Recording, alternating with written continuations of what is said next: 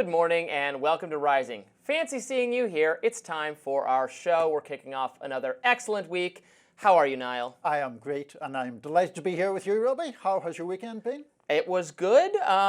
Very cold again in D.C., so stayed in Saturday night and did a variety of things. I didn't catch a single second of the Oscars, unfortunately. I caught a few seconds, and those were enough. I think I've said this previously. I did not see almost every film that was nominated. I did not see a Nora one, which I have no idea what that is. But people whose opinions, whose attitudes about entertainment I generally agree with, seemed happy about this, so I guess I'm in favor of it without knowing a single thing about the movie. I have not seen it whatsoever. I should probably disagree if people who like it, but that's a whole. We're now fighting over something we really know nothing about instead of fighting over something we only kind of know nothing about. We know zero about. Anyway, let's get to things we do know at least something about. What is on your radar, Robby? Here's something I think we're less likely to fight about, Niall. MAGA world is not happy with Attorney General Pam Bondi. The much-touted release of the Epstein files last week went over like a lead balloon after it was revealed that the 200-page binder distributed to hand-picked conservative influencers contained essentially zero new information. Those present apparently believed that they'd gotten their hands on huge bombshells that would lead to massive prison sentences for serial sex predators now exposed for the first time. That was not the case. We all know it. I don't usually agree with Steve Bannon and Laura Loomer. They're not in my faction of the conservative coalition, but they were dead freaking right to call this out as a PR disaster for Bondi. Here's Bannon describing the release as a fiasco to conservative influencer Jack Posobiec, who was also surprised by the underwhelming nature of the release. Yeah, we're there to see the Prime Minister. We have huge breaking news about Carter. There we are right there. Great shot. This is the color guard. So that's imminent. Yesterday, what was the problem? Pam Bondi oversold this. You had every major influencer there. You had Cerno, you had yourself, you had DC Drano, you had, you had Congressman Anna Paulina Luna. You got people all over this. It was a big disappointment. Does she, in fact, is DOJ not have the files? Because they sent a letter. And what I will tell you, if there's information there, Kash Patel and Dan Bongino are the two best guys in the world to organize this and to get it out. If it can be gotten out, I have no idea about the legality of it. But if you got Kash on point and you have Dan Bongino on point, you have the two best guys. The fiasco yesterday was because of, in your best judgment, why did that happen? Well, I think what happened was that people were expecting there to be new stuff in these binders. Certainly, we expected there to be new stuff in the binders as well. And we had been invited to the White House, But hang on, honored, but she should. I mean, it was Caroline Leavitt. It was Caroline Leavitt and JD. That was the invite, was to meet with them, do policy briefings, et cetera, et cetera. The name Epstein was never once even mentioned prior to this. So then the binders come in, and of course we've seen that she's been doing the media tour saying that this is going to come, it's on the desk, we're going to have it soon. Puts this out. Okay, here So you she guys came go. over and joined the meeting essentially. She joined up, yeah. So let's circle back to that in a minute. First, I want to go further back, way, way back to 2012. Remember how December of that year was supposedly bringing about the end of civilization and the apocalypse, apparently according to the ancient Mayan calendar? And then it never happened. Oopsies. Predicting calamities that never come to pass is something that religious groups have done over the years. Various doomsday cults have said the end is nigh, and then when the prophesied destruction comes to pass, does not come to pass, unfortunately, do the faithful become disenchanted? Well, sometimes yes, but in many cases no. They continue to cling to their beliefs. Now, unlike those who believed in the Mayan apocalypse prediction, people who are insistent that the government is covering up files relating to Jeffrey Epstein have good reason to think that. Let me say this plainly. It is not a conspiracy theory to assert that there are many, many, many more pages on Epstein's associates that have never before been released by the government.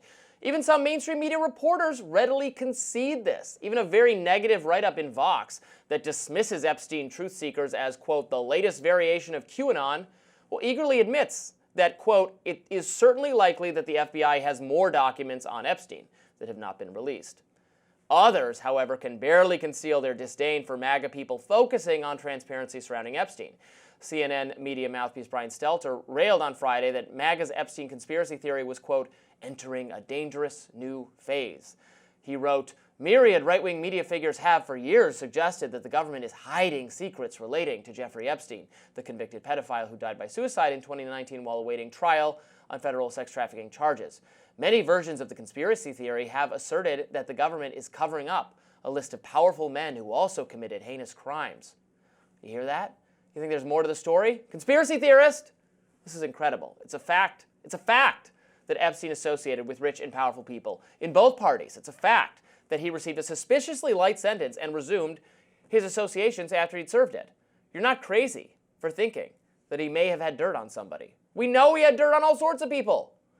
All that said, however, MAGA officials like Bondi are doing themselves no favors by promising disclosure and then failing to deliver.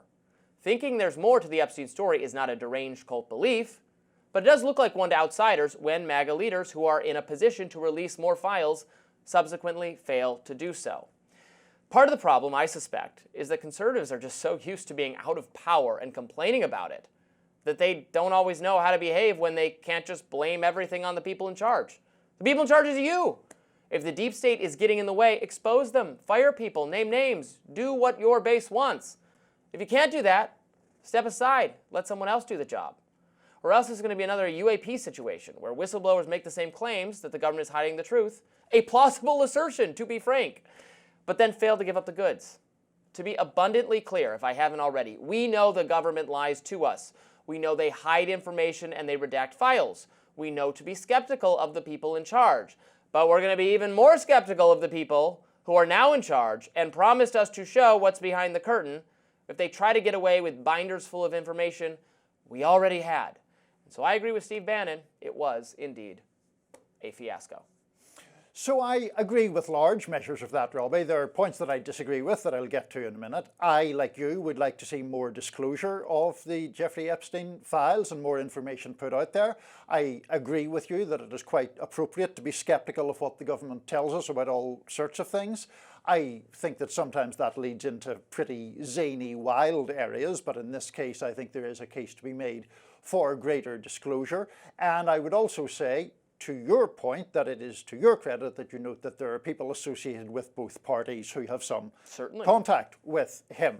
I think part of the resistance to the quote-unquote conspiracy theory is the idea being put forth by, by some on the right that this is all going to catch up politicians on the left and it is being cast in a partisan light in that way. And we saw just very recently Elon Musk on with Joe Rogan. Now we'll get to Rogan later on in the show again. But Elon Musk was making an argument that I just found absurd, which was that Bill Clinton and Bill Gates and LinkedIn co-founder Reid Hoffman had been conspiring to defeat Donald Trump for fear of what the Epstein files contain. And it's like, Bill Clinton has been a Democrat all his life and is a former Democratic president. He doesn't need a nefarious reason to want the Republican nominee for president to be defeated. Reid Hoffman's a Liberal donor for years and years and years. So I think that kind of absurdity is what is partly feeding this suggestion of a conspiracy theory. I would like to see more information about Epstein out there. Yes, we always put the caveat that having met Jeffrey Epstein does not in itself prove guilt or make someone complicit in pedophilia, but more information is better than less information. And for me, what I always say is I think it really matters at what time you had an association with Jeffrey Epstein. Because like Bill Clinton and Donald Trump, both of them, their associations with Epstein were prior to his initial arrest for underage sexual misconduct that landed him in a unusually and suspiciously light sentence situation. Where I want to know more information is the people who resumed an association with him, which do include Bill Gates in a very important way that had something to do with his divorce, Melinda Gates warning him that he should not associate with this man, and the pretty exhaustive relationship with certain figures at Bank of America. There are a lot of questions about the financial relationship between Jeffrey Epstein, Bank of America, and the Virgin Islands that come after this man should have been known to be someone you don't want to have anything to do with. So I agree with you totally on what you just said. There can be an obsession with this issue that's making it sound like, I think I said this on TV over the weekend. I think I said this on Newsmax. I said this even to conservatives, that like they think there's going to be a tape that comes out of like Bill and Hillary Clinton having a threesome with Satan on Jeffrey Epstein's island. That's not going to happen. But the FBI does have more files, and you can't just pass it off that what we've already seen and what we already know about. There are more files to be released, so get on that. Don't promise things you can't deliver, and don't blame. I think not just me, but really dyed-in-the-wool conservative MAGA people are going to start rolling their eyes if Republicans just blame the deep state or the Democrats or the people in charge. You're in charge. You have as much political power as the Republican Party has ever had in my lifetime right now. So do something. Don't just, like the Republican House Committee posted a Rickroll GIF. Like they thought it was hilarious that nothing came of it. Like you people aren't the opposition anymore. Right. You're the government. Right. Do what your base wants. Right, and also do not promise explosive revelations and then just produce material that it has been, for the most part, in the public domain for a long time. That's pointless. All right, next up on Rising, we will discuss the big showdown in the Oval Office between Trump, Vance, and Zelensky. We'll hit it from all sides. Stay with us.